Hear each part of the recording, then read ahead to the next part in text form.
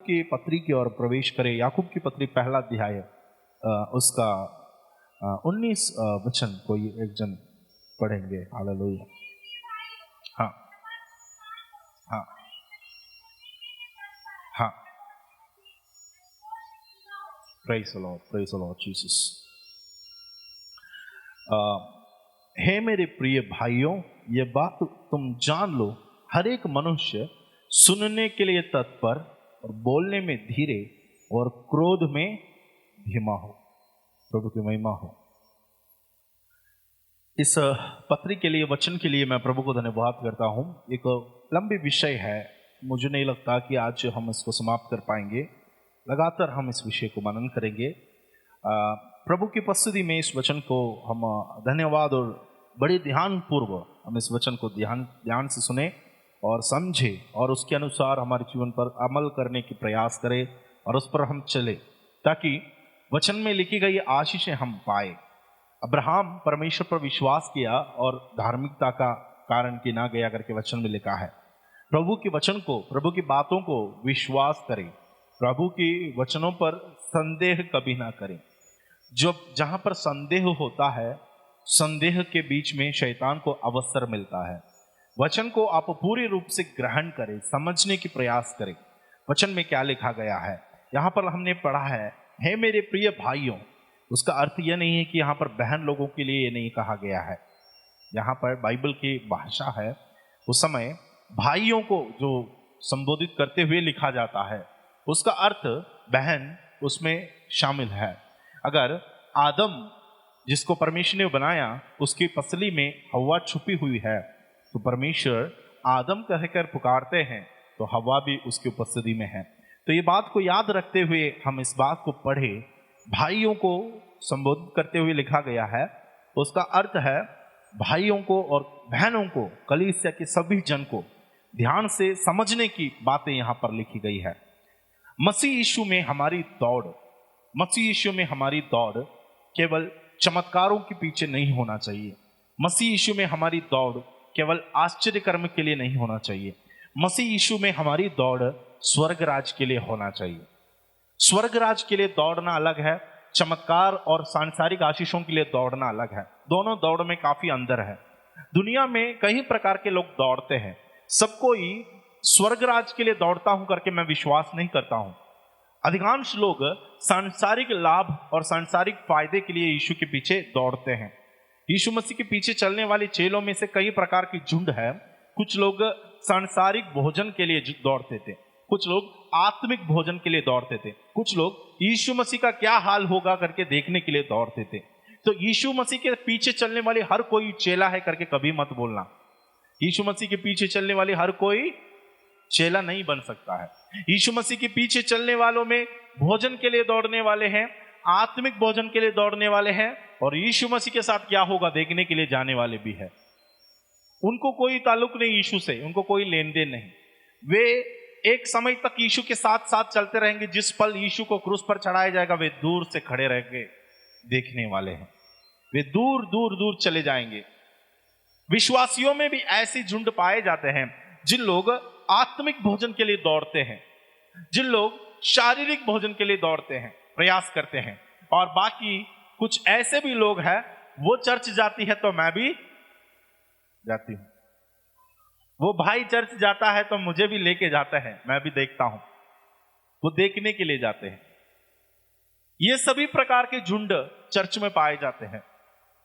इसमें से चेले लोगों को अलग करना बहुत जरूरी है।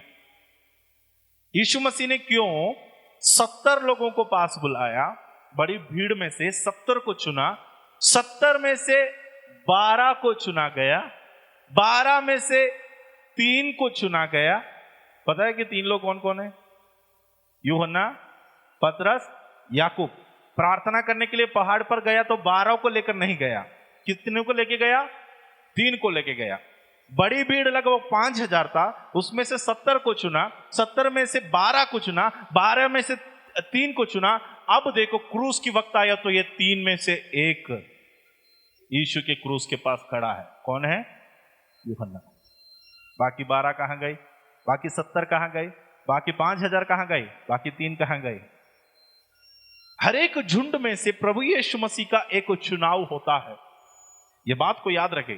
अगर यहां चर्च में 100 लोग हैं, ये 100% लोग चर्च सभी के सभी स्वर्ग जाने के लिए पासवान चाहते हैं, मगर ऐसा होगा ही नहीं, क्योंकि हर एक विश्वासी नहीं है, हर एक चेला नहीं है, हर एक यीशु के पीछे एक ही मकसद से नहीं दौड़ते हैं, हर एक यीशु के पीछे स्वर्गराज के वारिस बनना है सोचकर नहीं जाते हैं। कुछ भाई लोग यीशु के पीछे इसलिए भी चला है कि हमारे भाई के साथ लड़ाई हुआ है, मुकदमा है ना, आप न्यायी है, आप न्याय करें, किस लिए बंटवारा हो जाए। तो यीशु बोलता है, भाई मैं तुम्हारे लिए जज, मुझे कौन नियुक्त किया है? मेरे पास तुम आए हो, मुझे तुम्हारा जज किसने नियुक्त किया? अपने मर्जी से यीशु मसीह को जज ना बनाए, अपने मर्जी से यीशु मसीह को सांसारिक भोजन देने वाले दुकानदार ना बनाए, अपनी मर्जी से यीशु मसीह को चमत्कार करने वाले जादूगर बाबा ना बनाए। यीशु मसीह को उद्धारकर्ता के रूप में समझे। यीशु मसीह उद्धार करता है। उद्धार स्वर्ग राज की रास्ता है, परमेश्वर की राज्य में प्रवेश करने के लिए है। अगर 5000 की भीड़ में से इतनी छोटी सी एक चुनाव हुई है, तो अब जरा सोच के देख ले, हमारे भारत में जितने भी मसीह होंगे उसमें से भी परमेश्वर अपने राज्य के लिए कुछ लोगों को चुना होगा। बाकी सबकी दौड़ व्यर्थ है, सच्चाई ये है, बाकी सबकी दौड़ व्यर्थ है।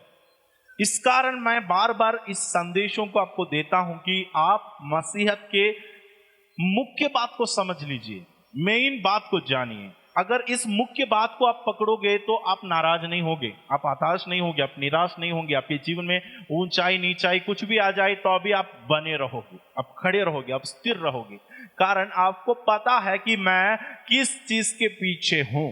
पौलुस कहते हैं ना, मैं एक काम करता हूं, निशाने की ओर मैं दौड़ा चला जाता हूं, बाकी सब जो कुछ होता है मैं छोड़ देता हूं। अरे वहां पर ये हो गया, वो हो गया, है ना, बैंक का खाता खाली हो गए, जॉब से मुझे निकाल दिया है, घर में राशन कम हो गया, ये सारी चीजों को मैं कूड़ा कचड़ा समझता हूं। एक चीज मैं करता हूं, वो मैं कभी नहीं छोड़ूंगा। वो क्या है? निशाने की ओर मैं दौड़ा चला जाता हूं। पौलुस की निशाना क्या था? बैंक अकाउंट में भरपूर पैसा मिलना। पौलुस का निशाना क्या था? घर का राशन बराबर मिलते रहना। पौलुस का निशाना बीमारी से चंगा होना भी नहीं था। पौलुस का निशाना यह था, किसी भी प्रकार से जैसे मसीह यीशु मृतकों में से जी उठा, उस जी उठने का सामर्थ्य को मुझे भी पाना है। जी उठने की सामर्थ्य मुझे पाना है।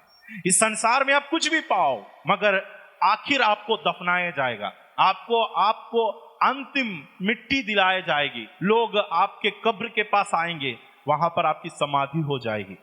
उसके पश्चात आप नहीं जानते कि क्या होने वाला है आपके साथ।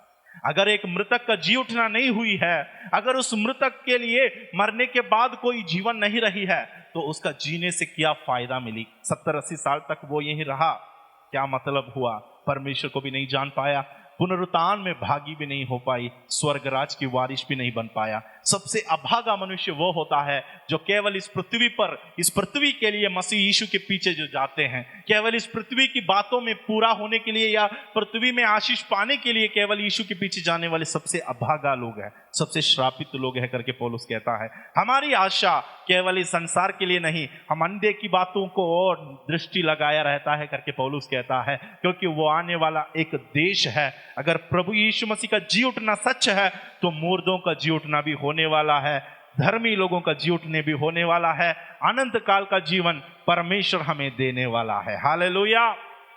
तो मुख्य बात क्या है? परमेश्वर के पीछे चलने वाले लोग इस उद्धार को थामे रखे। बाकी सब छीन लिया जाए आपके हाथों से, घर को छीन लिया जाए, पैसा छीन लिया जाए, आपका तबीयत को भी कोई नाश करे, तो भी उद्धार कोई नहीं छीनना पाए। उद्धार आपके हाथ से कोई नहीं छीनना पाए। प्रभु के लिए जी जान लगाकर दौड़े। कुछ प्रभु में जाकर मैं क्या पाई हूं, इस विषय में ज्यादा सोचो मत। प्रभु के लिए क्या खोई है, इस बात के बारे में ज्यादा सोचो। प्रभु के लिए आपने क्या खोया, प्रभु से क्या पाई है, ये नहीं, प्रभु के लिए क्या खोई है। यीशु के लिए क्या खोना पड़ा, उसके लिए प्रतिफल है। इस यीशु मसीह के लिए क्या आपने खोया? आपने अपने समय खोकर यहां पर आके बैठे हैं।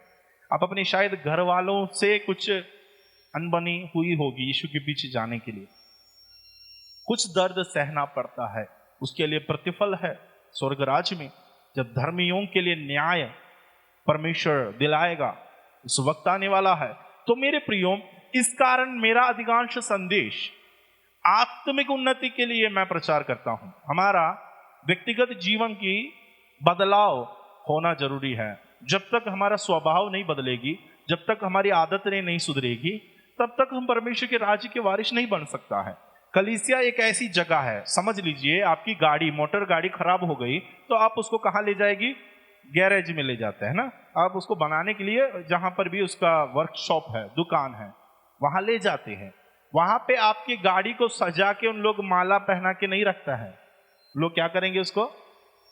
उसका खराबी कहाँ है पता करते हैं और उसमें इलाज करने लगता है या उसको रिपेयरिंग करने लगता है, मेंटेन करने लगता है, और उसके बाद वो आपको कॉल करेंगे, बोलेंगे हाँ हो गया है आपकी गाड़ी तैयार, जो खराबी था वो खराबी हमने बना दिया। चर्च, कलीसिया एक ऐसी स्थान है, एक ऐसी जगह समझ लीजिए जहां पर जिंदगी में, जीवन में जितनी हमारी खराबियां हैं, बुराइयां हैं, पाप है, जो ऐसी आदतें हैं जो परमेश्वर पसंद नहीं करते हैं, ये सारी आदतों को छोड़ने की जगह है। यहां पर पश्चाताप होना चाहिए, यहां पर आंसू बहना चाहिए, यहां पर गिड़गिड़ाना चाहिए, यहां पर आपका दिल आप खोलकर प्रभु की धन्यवाद देना चाहिए, यहां पर आपके मन टूटना चाहिए, यहां पर आपकी आंखों में आंसू रहना चाहिए। चर्च एक मौज-मस्ती का स्थान नहीं है, चर्च एक डीजे पार्टी की स्थान नहीं है। आजकल लोग चर्च को डीजे पार्टी में बदल दिया, मगर चर्च सचमुच में एक विश्वासी का आत्मिक जीवन को तैयार करने का स्थान है, जहां पर गाड़ियों को जैसे खराबी बनाते हैं, वैसे स्वर्ग राज्य जाने से पहले मेरे अंदर की क्या खराबी है, ये गाड़ी वहां तक पहुंचना है। ये गाड़ी, मैं जो गाड़ी हूं, स्वर्ग तक सवार होना है मेरा, स्वर्ग तक मुझे पहुंचना है, तो मेरे अंदर की खराबी मुझे ढूंढना है, मेरे अंदर की कमी मुझे जानना है, मेरे अंदर में जो घमंड है वो मुझे समझना है, मेरे अंदर की उस आदत को मुझे स्पेशलाइज करना है, उसको जानना है और अलग से उसकी इलाज करना है। इस कारण इलाज वचन से किया जाता है। मिस्त्री लोग अपने हाथों में पाना, स्पैनर सब लेकर इलाज करेंगे, हम आपको वचन से इलाज करते हैं। ये वचन दोधारी तलवार है। क्या है? इब्रानी 4:12 में लिखा है, परमेश्वर का वचन दोधारी तलवार है ना।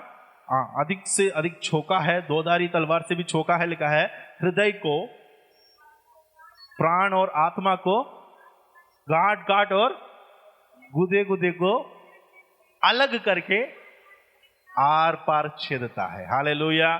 तो परमेश्वर का वचन एक इंस्ट्रूमेंट है, एक हथियार है, ये आपके मन को इलाज करता है। देखो, आर पार छेदता है। वचन सुनने वाले पतरस सहित लोग, पतरस का प्रचार सुनकर यहूदी लोगों का दिल छिद गया करके लिखा है ना। प्रेरित 2:38 में लिखा है, तब सुनने वालों का हृदय छिद गए। कैसे छिदा? क्योंकि जिस वचन से प्रचार किया है वो वचन दोधारी तलवार से भी छोका है। वो वचन आपकी दिल, आपकी पत्थर रूपी उस कठोर हृदय पर ऐसी हथौड़ा के समान, एक ऐसी तलवार के समान आर पार करेंगे, तोड़ डालेंगे। इसलिए जितने भी कठोर मनुष्य क्यों ना हो, यीशु के पीछे चलेगा, उनका दिल नरम हो जाएगा, इसका दिल सॉफ्ट हो जाएगा। कठोर से कठोर लोगों का गवाही मैं सुना हूं, जिन लोग बहुत बेरहमी से बुरी बुरी कामों को किया है, यीशु के पीछे चलने लगा, एक नादान बच्चे के समान आंसू बहा बहा कर यीशु के पीछे गया है। कारण क्या है? इस प्रभु के वचन में सामर्थ्य है, दिल को आर पार करके छेद सकता है। तो इस वचन से मैं जब प्रचार करूंगा, आप लोग सोते रहोगे तो वचन आपके मन में कार्य नहीं करेगा। इस वचन को जब आप सुनोगे तो इसको आपको स्वीकार करना है, अपने जीवन में इसको रिसीव करना है। उस वचन की प्रति प्रतिक्रिया होना चाहिए और समर्पण होना चाहिए। वचन के सामने आपको कहना है, प्रभु मेरे जीवन में इस प्रकार आशीष दे, ताकि मैं अपने जीवन को सुधार सकूं, मैं अपने जीवन को बदल सकूं।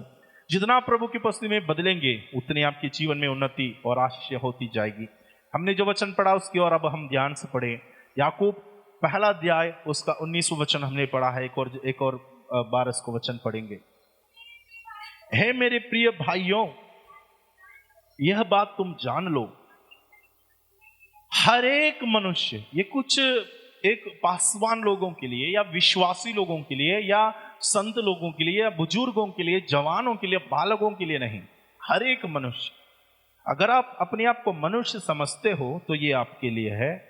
क्या लिखा है? हर एक मनुष्य सुनने के लिए तत्पर, बोलने में धीर और क्रोध में धीमा हो। 3 बातें वहां पर लिखा गया है। हर एक मनुष्य सुनने के लिए तत्पर होना चाहिए, और बोलने में धीरे होना चाहिए, और क्रोध में धीमा होना चाहिए। यह तीनों बात शायद प्रभु की अगर अनुग्रह रहा तो हम आज ही समाप्त कर सकेंगे, अगर नहीं हुआ तो अगले हफ्ते इसका बाकी हम सुनेंगे। सुनने में तत्पर, बोलने में धीरे, क्रोध में, सब लोग मेरे साथ बोले, सुनने में तत्पर, बोलने में धीरे और क्रोध में धीमा। अब तीनों आपको समझ में आया होगा। ये आपके लिए है, मेरे लिए है। हर एक मनुष्य सुनने में क्या रहो? तत्पर रहो। स्विफ्ट टू हियर, स्विफ्ट, तेज होना चाहिए, सुनने में तत्पर रहना चाहिए, एकदम अच्छे से जल्दी उसको कैच करना चाहिए। मनुष्य को परमेश्वर ने 2 कान दिया है, केवल सांसारिक बातों को सुनने के लिए नहीं, परमेश्वर की बातों को समझने के लिए, सुनने के लिए भी परमेश्वर ने दिया गया है। तो हमारे कानों से हम लोगों की बातों को सुनते हैं, यही कानों से हम सांसारिक बातों को देखते हैं, सुनते हैं, यही कानों से हम सांसारिक गीत को सुनते हैं, यही कानों से हम गाली सुनते हैं, यही कानों से हम आशीष सुनते हैं, यही कानों से हम लोगों की दुख दर्द को सुनते हैं, यही कानों से हम लोगों की खुशी और सारी बातों को सुनते हैं। एक ही कान है जो मतलब हमारे एक ही जो अंक है जो हर एक चीजों को जो ग्रहण करते हैं। हमारी ऐसी एक अंग है जो कान परमेश्वर ने दिया है। यह कान जो हमारा शरीर में है, यह शारीरिक मनुष्य का कान है, जिससे हम शारीरिक और सांसारिक वालों के हम बातों को हम सुन सकते हैं। जब कभी हम सुनते हैं किसी की भी वेदना आपके पास अगर कोई भी शेयर करने आ जाए, तो उसकी बातों को अच्छे से सुनना, उसके दर्द को आप सुनने की प्रयास कीजिए। आपकी दोस्त हो, आपकी कोई भी पड़ोस हो, आपके पास वो दुख उनका दुख आपको बताने आया, आप उसका कोई मदद नहीं कर सकते हैं, वो बाद की बात है, कम से कम आप तो सुन सकते हैं, है ना? आप उनका दर्द को सुन सकते हैं, आप उनका दर्द को समझ सकते हो, आप उनका दर्द को ग्रस्त या ग्रहण कर सकते हो। कई लोग अपने कान बंद कर देता है। वचन में परमेश्वर कहता है, तुम दरिद्रों को और विधवाओं की ओर तेरा कान को तूने बंद कर दिया। इस्राएल के प्रधान लोगों के विषय में परमेश्वर कहता है, कई लोग ऐसी गरीबों की ओर उनका कान को बंद कर देता है, जिनको जो आपकी ओर देखकर दुहाई देता है, पुकारता है। मेरे प्रियो, हम 1-2 वचन पढ़े। मरकुस रचित सुसमाचार 4 अध्याय और उसका 24वां वचन पढ़ेंगे।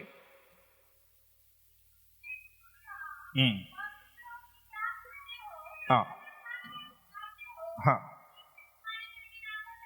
देखो, सबसे पहली बात है, हमको ये चौकस रहना चाहिए कि हम क्या सुनते हैं।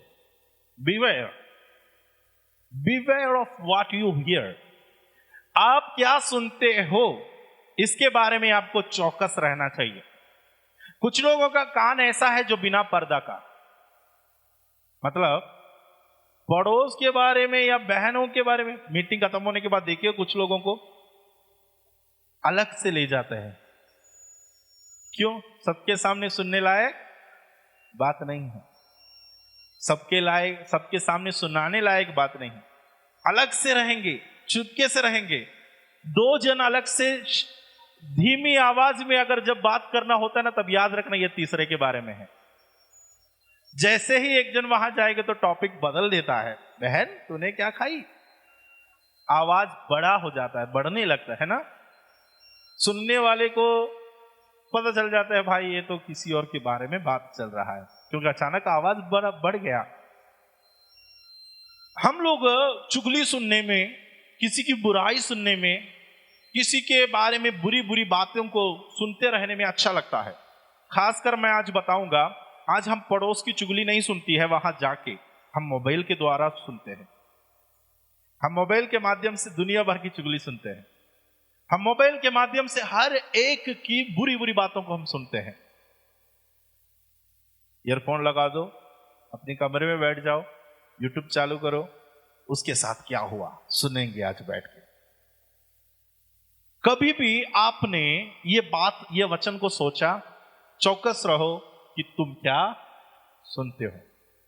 ये एक वचन है प्रभु का, बीवेयर। आप चौकस रहना चाहिए कि किसी की भी बात आप सुनने से पहले चौकस रहना चाहिए। बुरी बातों को सुनना नहीं है, बुरी बातों को कभी बुरी बातों के लिए कान नहीं देना। सबसे बड़ी उदाहरण हव्वा है। हव्वा सुनने के लिए बैठ गई, किसकी बातों को? शैतान की बातों को। शैतान हर एक के लिए अवसर मत देना आप अपने जीवन में सुनने के लिए। कुछ ऐसी जगह है जहां पर आपको अपने कान को क्या करना है? बंद रखना है। जब भी कोई कुछ लोग होता है, किसी के बारे में हर हफ्ते एक एक एपिसोड जैसे चुगली करते रहते हैं। आज की कहानी, आ जाओ बहन मैं सुनाती हूं। आज की कहानी सुना दिया, अगले हफ्ते फिर से वो बहन को ढूंढेंगे, आ जाओ ना बाकी कहानी मैं बताती हूं। तो इन लोगों का ये एपिसोड जैसे चलते रहता है। जो परंपरा जो होता है उसमें जो सीरियल जो होता है ना, एक एक हफ्ता एक एक नए नए एपिसोड। एक घर में मेरी बहू ने क्या किया आज मैं सुनाती हूं, आ जाओ। आज वो दाल पीला की जगह काला बना दी है, वो सुनाने के लिए बैठ जाती है। और ये सुनने वाले का गान भी इतना अच्छा है कि इतना तेज है, परमेश्वर का वचन सुनाने से नहीं सुनेगी, मगर वो दूर से भी पकड़ लेगी बहू की चुगली। इतना तेज रहता है, कान उसके लिए खुला रहता है। सास के बारे में, बहू के बारे में, जब कभी किसी भी परिवार की बात आपके साथ आकर जब शेयर करोगे, तो अगर आप सच्चा है, अगर आप ईमानदार है, चुगली सुनने की बजाय, ठीक है दर्द है तो बात अलग है। किसी ने अपने दर्द शेयर किया, मुझे बहुत ताड़ना दी, मुझे बहुत उन लोगों ने मारा पीटा, ऐसा किया वैसा किया, वो बात अलग है। चुगली आप अलग से समझ सकता है। बुरी बुरी बातें, किसी की बुराई करते हुए जब कभी आपको पता चल रहा है कि ये बुराई है, तुरंत आपको उनकी संगति से उठना है या बोलना है, बस कर, ये बात आगे मत बढ़ा, मुझे ये सुनने में अच्छा नहीं लग रहा है। कितने बार आपने मना किया है? कभी मना किए हो? किसी को भी बोले हो बस कर, अब मुझे नहीं सुनना ये बात? हम क्या बोलते हैं? और है तो बता, है और कुछ है? और कुछ नहीं की, बस इतना ही हुआ। हमको पूरा कहानी जानना है, हमको सारी कहानी A to Z जानना है। अपने घर से भी बढ़कर हम पड़ोस के घर के आदमी का इच्छाओं को जानते हैं। अपने घर से भी बढ़कर हम पड़ोस के घर में क्या पका है करके हम जानते। क्यों? क्योंकि हमारा दोनों कान इधर उधर खुला हुआ है। खासकर प्रभु ने हमें जो 2 कान दिया, दोनों खुला हुआ है इधर उधर, दोनों तरफ के लिए नहीं दिया गया। मेरे प्रियो, ये कान केवल इस सांसारिक बातों के लिए नहीं दिया, आत्मिक बातों के लिए भी दिया गया है। आप चौकस रहना चाहिए कि आप क्या सुनते हैं। सुनने से पहले अपने आप को संभालना है, नहीं तो शैतान को अवसर मिलेगा। बुराई का, पाप का शुरुआत ये सबसे होता है, अंगों से होता है। अब जानिए, रोमियो की पत्री में लिखा है तुम्हारा शरीर की हर एक अंगों को मार डालो, लिखा है हर एक अंगों को। उसका मतलब कान को मार डालो, आंख को मार दो, ये नहीं, उसकी अभिलाषा सहित तो मार डालो। कान चुगली सुनना पसंद करता है, होंठ बुराई बोलना पसंद करता है, आंख बुराई देखना पसंद करता है, पांव बुराई पर चलना पसंद करता है, मेरी दिमाग बुराई सोचना पसंद करता है। क्यों? क्योंकि मैं आदम की पीढ़ी से हूं। आदम पाप में गिर गया है, उसी की पीढ़ी से मैं निकला हूं, उसी शरीर का, उसी मिट्टी का, उसी धरती पर रहने वाला मनुष्य। हमारे शरीर का भी छुटकारा हुआ नहीं है। जब तक पूर्ण रूप से शरीर का छुटकारा नहीं होगा, नया सृष्टि बनकर हमारे शरीर रूपांतरित नहीं होंगे, तब तक पाप का जड़ हमारे अंदर है। ये बात को ना भूलो। जब ऐसी सिचुएशन हमारा है, ऐसी परिस्थिति है, तो हमको लाइफ में कंट्रोल करना चाहिए सुनने वाली बातों को।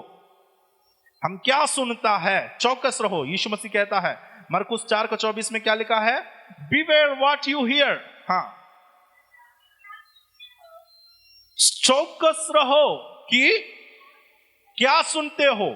तुम अपनी पड़ोस की चुगली सुनते हो, तुम अपनी बहन के बारे में बुराई सुनते हो, तुम अपने भाई के विषय में बुराई सुन रहे हो, चौकस रहो। किसी के भी बारे में जब बुराई, आपके भाई बहन के बारे में, आपके घर वालों के बारे में, कान बंद करो, मत सुनना। सुनने के लिए मत बैठना। बुरी बुरी बातों की ओर आपका कान को इस्तेमाल नहीं करना है। पाप आपके अंदर प्रवेश करने की रास्ताएं हैं। आपकी पंच इंद्रिय जो बोलते हैं ना, 5 प्रकार के, या शरीर की हर एक अंगों के द्वारा क्या होता है, पाप आपके अंदर कार्य करने लगता है, शैतान को मौका मिल जाता है। कई लोगों को पता नहीं कि दुष्टात्मा कहां से जकड़ लेता है, आता कहां से ये बंदा। मैं कहीं मंदिर गया था, तब वहां से तो नहीं आया, पहाड़ से गए। शैतान आपके अंदर प्रवेश करने की जगह आपके अंग है। आपके अंगों के माध्यम से वो आपके अंदर प्रवेश कर सकता है। आपके अंग इस संसार के साथ वार्तालाप के लिए, संसार के साथ लेन देन के लिए, संसार को जानने के लिए, संसार को चखने के लिए, इस संसार को पहचानने के लिए दिया गया है।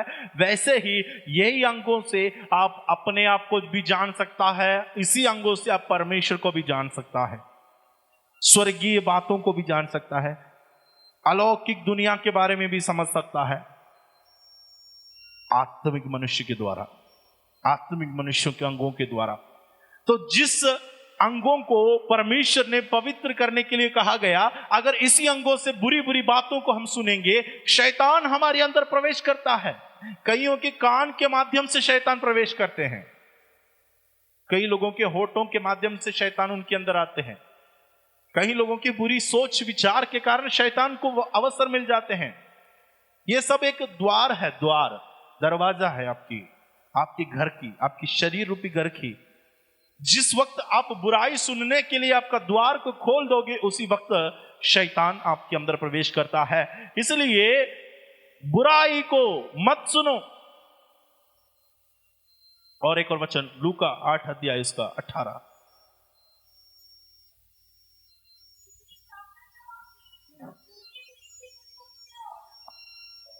फिर से, इसलिए चौकस रहो कि, पहला था चौकस रहो कि तुम क्या सुनते हो। अब यहां पर यीशु मसीह कहता है लूका 8:18 में, इसलिए चौकस रहो कि तुम किस रीति से सुनते हो, हाउ यू हियर। तुम कैसे सुनते हो। कुछ लोग सोते सोते सुनते हैं, सोते सोते भी वचन सुनते हैं। कुछ लोग आंख बंद करके सोते रहेंगे और सुनते रहेंगे। तुम कैसे सुनते हो। कुछ लोग वचन प्रचार करने के बाद बोलते हैं बहुत अच्छा संदेश था, बहुत बढ़िया मैसेज था पास्टर जी। अभी तक हमने सवाल नहीं पूछा उससे। एक बार अगर पूछो ना, भाई आज के संदेश से आपको क्या पता चला। मुझे जाने का टाइम हो रहा है पास्टर जी, मैं जल्दी निकलता हूं। बोलने के लिए बोल देगा कि बहुत अच्छा संदेश था। संदेश में क्या था, आपको क्या पता चला, आपने क्या सुना, आपने क्या समझा, आपने क्या जाना। कुछ नहीं, मगर संदेश तो बढ़िया था।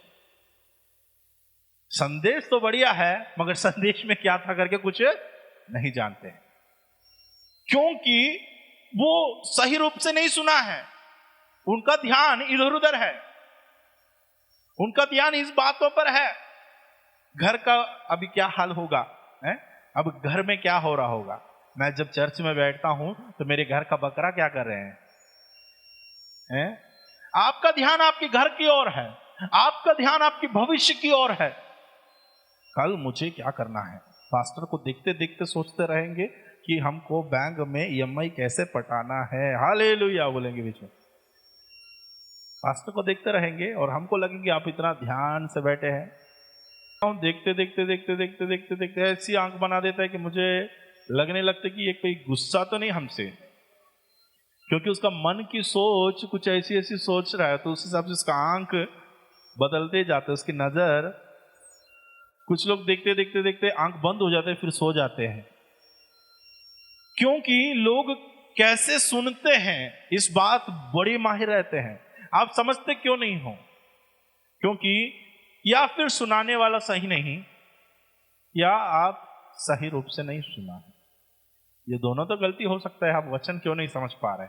या फिर सुनाने वाले में कोई गलती है, या आप सही रूप से नहीं सुन रहे। यीशु कहता है चौकस रहो कि तुम कैसे सुनते हो। हाउ यू हियर, आप अपनी जीवन में वचन को कैसे सुनते हो। हमें अपने कानों को तत्पर रहना चाहिए परमेश्वर का वचन को सुनने के लिए। इब्रानी 5:11 जरा पढ़ेंगे। इब्रानी 5:11। हाँ,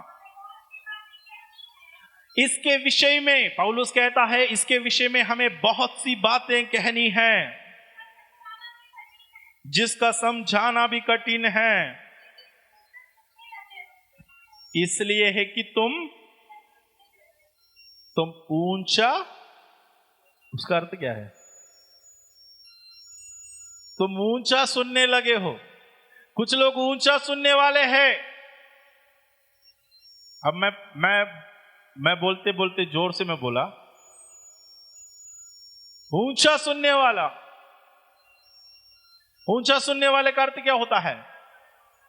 मुझे जोर से बोलना पड़ रहा है आप लोगों के लिए, क्योंकि कई लोगों का कान कम सुनाई देता है। कई लोगों का कान में कम सुनाई देता है। इस वजह से मुझे जोर से बोलना पड़ता है या माइक का आवाज को बढ़ाना पड़ता है, क्योंकि जैसे जवान लोगों का कान है वैसे नहीं है कुछ लोगों का कान। उन लोगों को 50% सुनाई देते हैं। तो ऊंचा सुनने वाले विश्वासी, पौलुस कहता है इसके विषय में मुझे बहुत सी बातें कहनी है जिसका समझना भी तुम्हें कठिन है, इसलिए कि तुम ऊंचा सुनने लगे हो।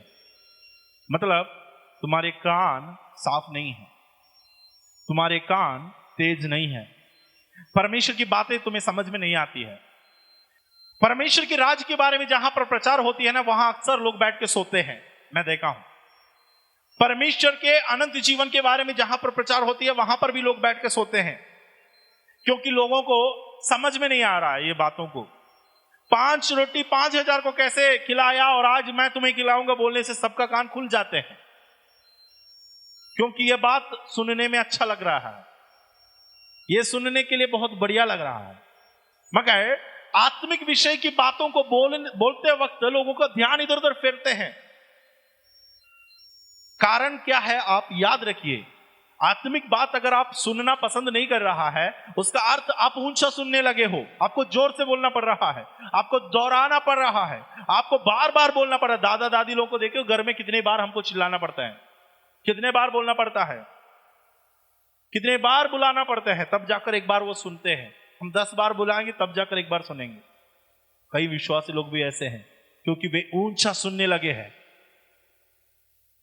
कारण उनकी कानों में संसार भरा है, दुनिया की गीत है, दुनिया की संगीत है, दुनिया की मौज-मस्ती है, दुनिया की ऐश है, दुनिया की जो मनोरंजन है। इसके बीच में परमेश्वर का वचन वे कहां से सुनेंगे? इसके बीच में परमेश्वर का वचन को सुनाई कहां देगा? यीशु मसीह कहता है मैं द्वार पर खड़ा हूं और खटखटाता हूं, मैं द्वार पर खड़ा हूं और खटखटाता हूं। यीशु मसीह का नॉकिंग, खटखटाने की आवाज में एक ही गति होगी, एक ही बुलंद होगी, एक ही आवाज रहेगी, बढ़ेगा नहीं, कम नहीं होगा। जैसे शुरू से खटखटाया आज भी वैसे खटखटाते रहेंगे। तुम दुनिया की भीड़ में अगर व्यस्त है, यीशु की आवाज को तुम नहीं पहचान पाओगे। तुम दुनिया में सांसारिक बातों में अगर लुप्त है, परमेश्वर की बातों को तुम पकड़ोगे नहीं, परमेश्वर की बातों को समझ नहीं पाओगे। इब्रानियों की कलीसिया को पौलुस कहता है आत्मिक विषय में मुझे बहुत कुछ तुम्हें समझाना है। विश्वास से भटकने के परिणाम के बारे में वहां पर लिखा गया है। महायाजक प्रभु यीशु मसीह के बारे में वहां पर लिखा गया है।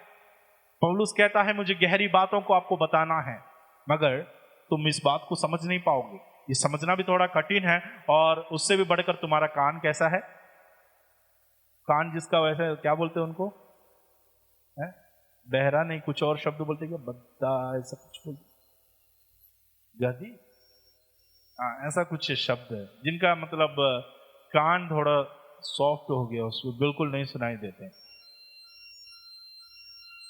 जो बिल्कुल नहीं सुनने वाले नहीं, थोड़ा थोड़ा सुनाई देता है। काला बोलेंगे तो पीला सुनते हैं, पीला बोलोगे तो नीला सुनेंगे। अंडा मांगोगे तो प्रभु ने बोला। तो देखो, हमारे कान ऊंचा सुनने वाला ना होने पाए।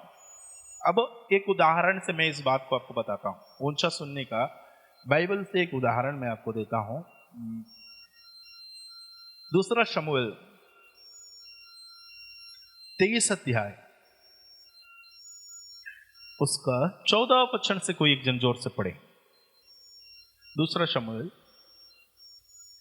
23 अध्याय उसका 14 वचन। हाँ,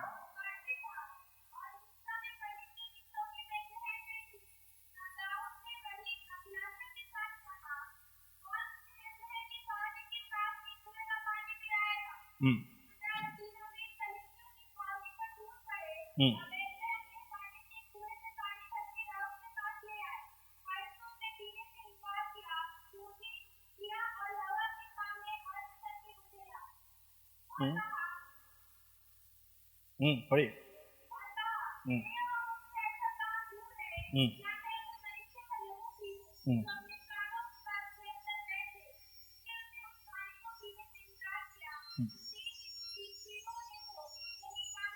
देखो, 3 वीरों के बारे में बाइबल में लिखा है। दाऊद की सेना में से है दाऊद। देखो दूसरा अध्याय 2 शमूएल 23 अध्याय उसका 14 वचन से। उस समय दाऊद गढ़ में था, मतलब उनके किल, उनका जो महल में। और उस समय फलिस्तियों की चौकी बैतलहम में थी, मतलब बैतलहम की चारों ओर फलिस्ती लोग घेरे हुए हैं और दाऊद गढ़ में है। तब दाऊद ने बड़ी अभिलाषा के साथ कहा, मन की अभिलाषा है दाऊद की, डिजायर है। अभिलाषाओं को जोर से नहीं बोला जाएगा, मन ही मन में दाऊद कह रहा है धीमी आवाज से। हम भी बोलते हैं ना, कभी कभी हम कोई अच्छा साड़ी देके हम धीमी आवाज से बोलते हैं, काश ये मुझे भी मिल जाता तो। बोलते हैं कि नहीं? है? धीमी आवाज से बात करते हैं कि नहीं? कोई अच्छा बंगला देखा, कोई अच्छा घर देखा तो हम मन ही मन में नहीं बोलते हैं, धीमी आवाज से, काश ये मेरा भी ऐसा होता। दाऊद मन ही मन में या धीमी आवाज में अपनी अभिलाषा क्या कहता है मालूम? कौन मुझे सोते का जल का पानी पिलाएगा, है ना? क्या है उसकी अभिलाषा देखेंगे। उस समय दाऊद गढ़ में था, उस समय फलिस्तियों की चौकी बैतलहम में थी। तब दाऊद ने बड़ी अभिलाषा के साथ कहा, कौन मुझे बैतलहम के फाटक के पास की कुएं का। दाऊद की अभिलाषा ऐसा है कि कोई तो पिलाए तो अच्छा है। कारण क्या है? वहां पर शत्रु सेना घिरे हुए है और दाऊद की इस अभिलाषा मुंह से निकलने की देरी बसता, उस अभिलाषा को 3 योद्धा ने पकड़ लिया। राजा की इच्छा यही है, निकल पड़े। तीनों कूद के निकला, कहां की ओर? फलिस्ती सेना बाहर लगा है, पानी लेना है तो पार करके जाना है। ये तीनों दौड़ के गया, राजा के मुंह से एक शब्द निकलने की देरी, तत्पर है सुनने के लिए। उनका कान ऊंचा सुनने वाले नहीं। हम होते तो 10 बार बोलना पड़ता है, 1 गिलास पानी लेकर आ, 1 गिलास पानी लेकर आ। 10 बार बोलोगे तब जाकर 1 गिलास पानी लेकर आएगा। दाऊद ने अपनी अभिलाषा को कहता है और उस बात को तुरंत उन्होंने सुना, है ना? अतः देखो, वे तीनों वीर फलिस्तियों की छावनी पर टूट पड़े और बैतलहम की फाटक के कुएं से पानी भरकर तीनों दाऊद के पास ले आया। दाऊद बोला मैं नहीं पीऊंगा। उन्होंने उस पानी को अर्घ करके उंडेल दिया परमेश्वर को। क्यों? क्योंकि ये तीनों जवान ने अपनी जान को जोखिम में डालकर ये पानी मेरे लिए लेके आया, वो भी मेरे एक शब्द, मेरे एक कहने के कारण। दाऊद ने उन तीनों को तारीफ किया, इसलिए उन तीनों को वीर, उनकी सेना की वीर के नाम दिया गया है। राजा दाऊद की बात सुनने के लिए तत्पर रहने वाले।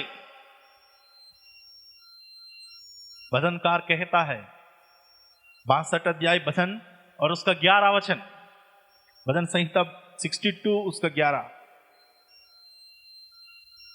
भजन संहिता 62 का 11। परमेश्वर ने एक बार कहा है, मैंने कितने बार सुना? प्रभु ने बस एक ही बार कहा, मगर मैंने 2 बार सुना। हालेलुया। आज परमेश्वर 10 बार बोलो तो भी एक बार कोई नहीं सुनता है। प्रभु को 10 बार बोलना पड़ता है, एक बार तब जाके सुनता है। घर में 2 लड़के थे, उसमें से एक को पिता ने बोला बेटा जाकर खेत का काम कर। वो बोला कि हाँ मैं करूंगा, और वो हाँ मैं करूंगा बोलकर घर ही में बैठ गया। दूसरे मना किया, जिसको दूसरे लड़के के पास जाकर पापा ने बोला कि वही बेटा जाकर खेत में काम कर, उन्होंने बोला मैं नहीं करूंगा। एक ने इनकार किया, बाप के बात को सुनकर उसको इनकार किया। दूसरे ने बाप के बात को मानकर हाँ बोलकर घर में बैठा। थोड़ी देर के पश्चात जिन्होंने इनकार किया उनका मन में मन फिराव होने लगा। वो लगा कि मैं बाप को इनकार किया, मैं जाके कर लेता हूं, मैं वही काम कर लूंगा। जिन्होंने इनकार किया था वो जाकर वो काम कर लिया। जिन्होंने हाँ बोलकर बैठ गए थे वो वहीं रह गए। कई लोगों का काम भी ऐसा होता है। कई लोग बोलते हैं, कितने लोग करने के लिए तैयार है। चर्च में कोई काम आते हैं, कितने लोग करेंगे? हाँ मैं करूंगा, हाथ उठाने में आगे रहेंगे। और जब वक्त आएगा तो जो हाथ नहीं उठाया वो बंदा दिखता है, जो हाथ उठाया वो गायब। यही तो होता है। भजनकार कहता है यहोवा ने एक बार कहा, मैंने 2 बार सुना। प्रभु की बात को तेजी से सुनने वाला बनो। वचन को तेजी से जानने वाला, सुनने वाला बनना चाहिए। प्रभु के होठ हिलने से पहले जानना कि क्या बोलने वाला है परमेश्वर। कुछ लोगों को देखा हूं जल्दी पकड़ लेता है, बोलने से पहले उनको मालूम हो जाता है, अंदाज लगा देता है हाँ यही है, ये बोल रहा है। कुछ लोगों को पूरा कहानी भी सुनाओ, कोई मतलब नहीं, बाद में वो पूछेगा तुम कौन हो, पूछेंगे। मेरे प्रियो, तो सुनने में तत्पर रहे। यीशु मसीह कहता है मत्ती रचित सुसमाचार 13 अध्याय उसका 9 वचन, मत्ती 13 अध्याय का, हाँ, जिसके कान हो। यीशु ऐसा क्यों कहा? सबका तो कान होता है, सबका तो कान है, मगर जिसका कान हो वो सुन ले। यीशु की बातों को जब कभी यीशु मसीह ने प्रचार किया, यीशु मसीह कहता है जिसका कान हो वो सुन ले। यीशु मसीह का प्रचार हर कोई समझ नहीं पाता था। यीशु मसीह स्वर्ग राज की गुप्त बातों के बारे में प्रचार करता था, मगर लोग उस बात को समझ नहीं पाते थे। इस वजह से यीशु मसीह लास्ट साइन ऑफ कैसे करता था मालूम? जिसका कान हो, जिनको सुनना है सुन लो, बाकी कैसे भी हो। यीशु स्वर्ग राज के बारे में दृष्टांतों में, बड़ी बड़ी कहानियों में सुनाता था, मगर ये कहानी सुनकर चेले लोग बैठ जाता था। यीशु मसीह कहता था कि पिता के भेजने वाले की इच्छा पूरा करना मेरे लिए भोजन है। यीशु ऐसा बोल दिया एक बार, मुझे भेजने वाले की इच्छा, उसको मैं पूरा करूं, यही मेरे लिए भोजन है। यह बात सुनकर चेले लोगों को लगा भोजन, ये कौन सी भोजन के बारे में कह रहे, हम तो भोजन लाए नहीं। शायद वो कहीं ना कहीं से हमारे लिए जुगाड़ किया होगा। तो चेले का सोच कहां कहां गया देखो। यीशु मसीह जो कहता है उसका अर्थ को ना समझने वाली एक पीढ़ी, यीशु मसीह की बातों को ना जानने वाले लोग, मरियम के बारे में बाइबल में लिखा है, जिब्राइल स्वर्गदूत जो कुछ कहा उन सारी बातों को मरियम ने अपने दिमाग में, अपने दिल में रख दी, वो याद से ग्रहण कर ली, इन बातों को सुन लिया अच्छे से। उद्धारकर्ता तेरे कोख में उत्पन्न होने वाला है। इसलिए यूहन्ना बपतिस्मा देने वाले के समान मरियम को शक नहीं थी, संदेह नहीं हुई कि यीशु ही उद्धार करता है या हम किसी और की इंतजार करें। मरियम के अंदर संदेह नहीं था, क्योंकि जब भविष्यवाणी किया जाता है, ध्यान से सुनना है। अब बीच में भविष्यवक्ता है तो कुछ लोग मेरे को पूछ रहा था, मेरे बारे में क्या भविष्यवाणी किया, मुझे जरा बता दो। जब भविष्यवाणी किया जाता है, अक्सर लैंग्वेज का प्रॉब्लम तो होता है, आप जानते हैं, मगर कभी भी आपके प्रति जब परमेश्वर की वाणी होती है, उसको भूलो ना, उसको कभी नहीं भूलना। फिर आपको कौन याद दिलाएगा? आप ही को याद रखना चाहिए। मुझे मेरे जीवन का सबसे प्रथम भविष्यवाणी से लेकर आज तक की सारी भविष्यवाणी याद है। सबसे पहली भविष्यवाणी से लेकर मेरे जीवन में जो किया गया, प्रथम पास्टर ने जो भविष्यवाणी किया वो पूरा हुआ है। वहां से लेकर आज तक की भविष्यवाणियों में जितनी भविष्यवाणी पासवान लोगों ने किया है, मुझे सब याद है, मैं नहीं भूलता।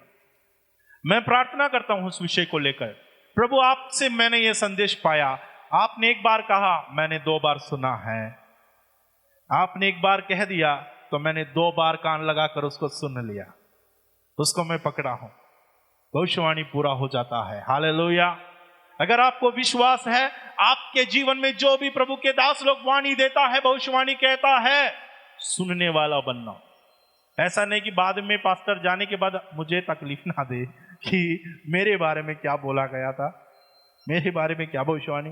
आपको याद से सुनना है, आपके भविष्य के बारे में आपको जानना है, आपके बारे में आपको अच्छे से जानना है, सुनना है।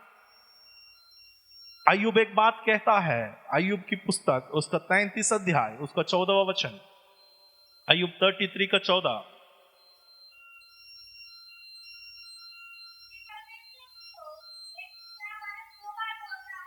देखो, परमेश्वर एक नहीं 2 बार बोलता है।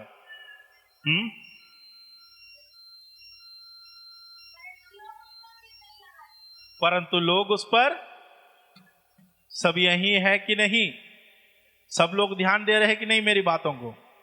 सुनने में ऊंचा वाला हो गया ना, वो ऊंचा वाले मतलब मुझे जोर से बोलना पड़ रहा है। यहां पर अय्यूब कहता है, परमेश्वर क्या एक नहीं वरन 2 बार परमेश्वर बोलता है, फिर भी लोग नहीं लगाते। 1 बार नहीं, 2 बार नहीं, कई बार। शमूएल को परमेश्वर ने कितने बार पुकारा?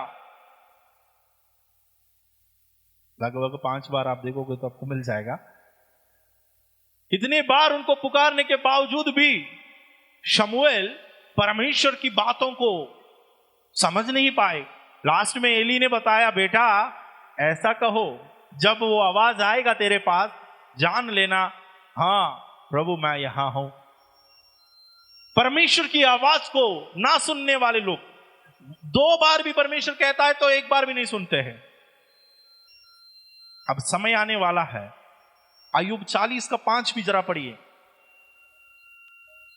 अय्यूब 40 का 5। 1 बार तो मैं कह चुका, अब मैं नहीं कहूंगा। हां 2 बार भी मैंने कह चुका, अब मैं आगे ना बढ़ूंगा। देखो, परमेश्वर कहता है मैं 1 बार नहीं 2 बार कह चुका, फिर भी तुमने मेरी बातों को ध्यान नहीं दिया। समय आने वाला है, मैं कुछ नहीं बोलूंगा। परमेश्वर शांत रहने से क्या होता है आपको पता है? बाइबल में आप ध्यान दीजिएगा, बाइबल में एक समय है, पुराना नियम और नया नियम के बीच में एक वो सफेद पन्ना है। शायद कुछ लोगों के बाइबल में नहीं होगा, कुछ लोगों की बाइबल में है। उस सफेद पन्ने को बाइबल के ज्ञानवान लोग डार्क एज कहता है, अंधकार का युग कहता है तो सफेद मगर अंधकार का युग है वो। मलाकी की पुस्तक से मत्ती की पुस्तक तक के 400 वर्ष का गैप है। उस समय परमेश्वर किसी से बातें नहीं किया, किसी कोई भविष्यवक्ता नहीं था। एक भी भविष्यवक्ता नहीं था परमेश्वर की इच्छा बताने के लिए। यहूदी लोग बिगड़ गए क्योंकि कोई बोलने वाला नहीं, कोई समझाने वाला नहीं, अपने मर्जी से बलि चढ़ाने लगा। इतना तक कि मंदिर में जिसको घृणा किया है सुअर को लेकर बलि चढ़ाया। किसको लेकर? सुअर को लेकर बलि वेदी पर बलि चढ़ाया यहूदी लोग। कब? जब परमेश्वर चुप रहा। जब परमेश्वर चुप रहा तो लोग बिगड़ने लगता है। भजनकार में कहता है, मैं चुप रहा, तूने ये सारे काम किया, मगर ये मत सोचना मैं तुझे ऐसी छोड़ दूंगा। मैं तुझे समझाकर ये सारी बातें तेरी आगे रखूंगा। परमेश्वर को भूलने वालों, मन फिराओ, सुधर जाओ, अपनी बुरे कामों से फिर जाओ, कहीं ऐसा ना हो कि मैं तुम्हें फाड़ डालूं। बाइबल में इस प्रकार लिखा है, ये मेरी बातें नहीं है। परमेश्वर के आवाज जहां पर बंद हुई है वहां पर अंधकार संसार में राज करने लगा है। लगभग 400 वर्ष तक परमेश्वर किसी भविष्यवक्ता को खड़ा नहीं किया। क्यों? क्योंकि काफी भविष्यवक्ता लोग प्रचार करते गया, किसी की बात कोई नहीं सुना। यशायाह नबी ने एक सवाल किया, हमने जो समाचार सुनाया किसने विश्वास किया? यहोवा का बुझ किस पर प्रकट हुआ? हमने इतने सुनाया, हमने इतना वचन प्रचार किया, किसी ने नहीं सुना। कोई इस बात पर ध्यान नहीं दिए, कोई इस बात को अच्छे से नहीं सुना। ये सब का परमेश्वर आपसे लेखा लेगा। परमेश्वर के वचन आज हमें उपलब्ध है। कहीं अब देखो आने वाले समय में हो सके संसार में सताव बढ़ेगी, हर एक बाइबल को जलाए जाए, हर एक प्रिंटिंग प्रेस को बंद किया जाए। अब आप लोगों को लगते हैं कि बाइबल की जरूरत नहीं, बाइबल मेरा मोबाइल में है। एक दिन नहीं लगेगा मोबाइल से बाइबल गायब होने के लिए। आज आपके मोबाइल में टिकटॉक है, पहले बहुत खूब नाचते थे ना, आज टिकटॉक है नहीं है? कहां गया? गायब हो गया। आपके मोबाइल से सब कुछ एक मिनट में गायब हो सकता है। मोबाइल आपकी बाइबल में है बोल के गर्व मत करना, मोबाइल मेरे घर में रखा है करके बोल के घमंड मत करना। ये सब जिस वक्त छीन लिया जाएगा, लोगों के अंदर भूख होगी परमेश्वर क्या कहता है सुनने के लिए, परमेश्वर क्या बोलता है जानने के लिए। आज ये भरपूर हमारे पास उपलब्ध है तो इसका कोई वैल्यू नहीं। लोग सुनता नहीं, लोग पढ़ते नहीं, लोग जानने के अवसर भी नहीं निकालते। आज अधिगायत से वचन प्रचार किया जा रहा है, जहां देखो वहां वचन की प्रचार है, जहां देखो वहां कन्वेंशन है, जहां देखो वहां पर बड़ी बड़ी सभाएं हो रही है।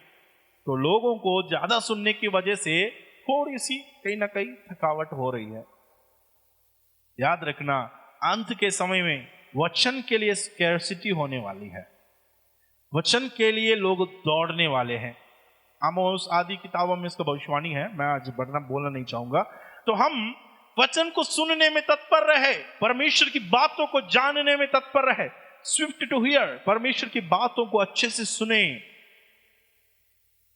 और हम उस वचन की ओर हम वापस आएंगे। याकूब पहला अध्याय उसका 19 वचन हमने पढ़ा है। ईगर टू हियर है ना, सुनने में तत्पर रहे, परमेश्वर की बातों को सुनने में तत्पर रहे। हमारे कानों को ऊंचा सुनाने लायक ना बनाए, ऊंचा सुनाने वाले जैसे ना बनाए। प्रभु एक बार बोलता है 2 बार सुनने वाला बने। भविष्य में परमेश्वर 2 या 1 भी नहीं बोलोगे आपसे। कई लोगों से परमेश्वर का दर्शन भी बंद हो गया। पहले खूब दर्शन देखते थे लोग, बहुत सारा प्रभु ने आपसे बातें किया, आज बातें क्यों नहीं करता है? आप कोई रेस्पॉन्स नहीं देता है परमेश्वर के दर्शन के प्रति, आप कुछ प्रतिक्रिया नहीं देता है। परमेश्वर बुलाता है, सुनते नहीं। प्रभु आपको पुकारते हैं, जाते नहीं। परमेश्वर भी बंद कर देता है, आपसे बातें करना बंद कर देता है। आपकी और आवाज परमेश्वर को बंद ना हो। आगे वाली बातें हम आने वाली हफ्ते को देखेंगे। हम बोलने में है ना, बोलने में क्या है?